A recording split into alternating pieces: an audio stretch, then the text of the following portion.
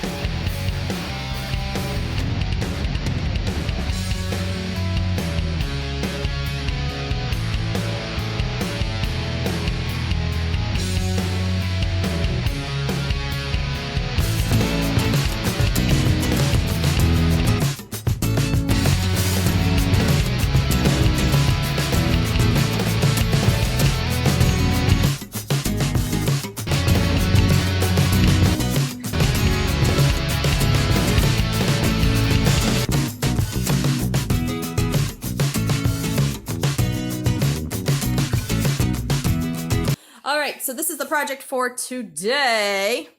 Look at all that. I've got all of that, and the kids helped me bring it in from the garage. I'll put a picture in here. That. Going to try and fit all that on here.